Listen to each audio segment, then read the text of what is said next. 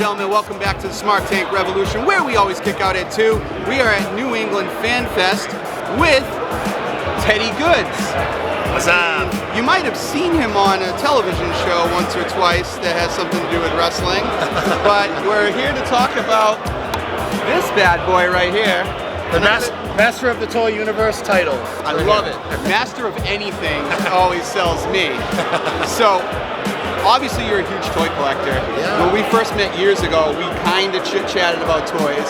I had no idea how into it you really were until I saw you pop up on YouTube.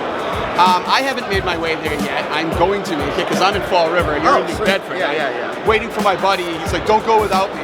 But I think I'm going to just go because I see the updates and I'm like, I want to go.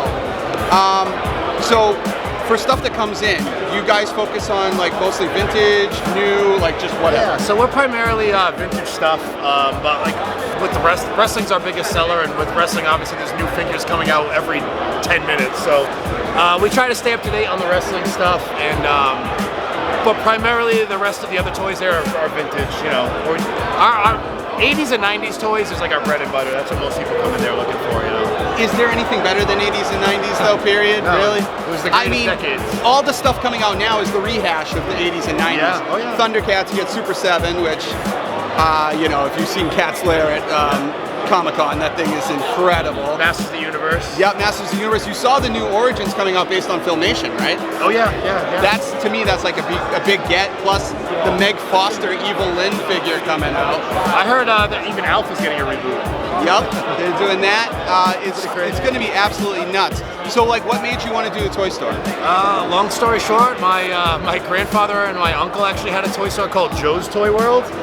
And my cousin and I had been, like, no pun intended, toying around with the idea of opening a store, and we did, and we were actually going to call it Joe's Toy World. And my uncle thought there was going to be confusion over their store from 30 years ago, so I said to my cousin Jay, his nickname is Kojo, I said, what if we just called it Kojo's Toy World?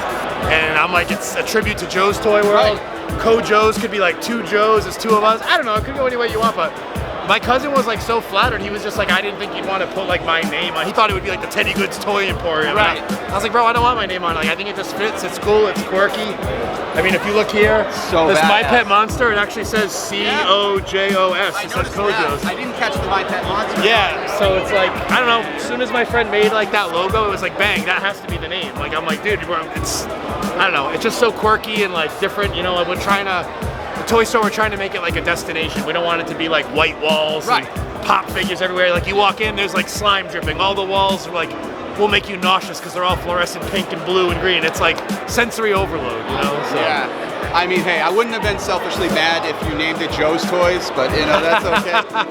But I'm going just for Grayskull alone. Hell like, yeah. I like, just to like go walk through that mouth, like that's what I want to see so bad. But, so my last question to you is, on a scale of 1 to Matt Cardona, where do you put yourself in toy collecting? Oh, jeez. Cardona has some real heavy hitters. I don't know. I mean, he's the Michael Jordan of toy collecting. There's no doubt about it. He's the innovator. Even in wrestling, I mean, right now in the indies, in my opinion, he's the best out there as far as his gear, his look, reinventing himself, what he's doing with SDL. I mean, he's on top, you know? Would just call him the Deathmatch King? Yeah, and honestly, Matt has one of the greatest matches I've ever had in my life was against Matt Cardona, and he's done so much just for the COJO'S brand in the last year, like featuring us on his podcast. Yep. He's had me on Figure Wrestling Federation FWF a few times. I'm going to be doing something with them at Kowloon's in a few weeks. I did one of, so it's like, I can't thank that crew enough because every time they say something about my store, whether Cardona's kicking my ass or saying something nice, it's just free publicity. You know? Absolutely. All promotion's good promotion, yeah. right? Oh yeah. Well, thank you for your time today. Thank you, man. Always Appreciate a pleasure. it.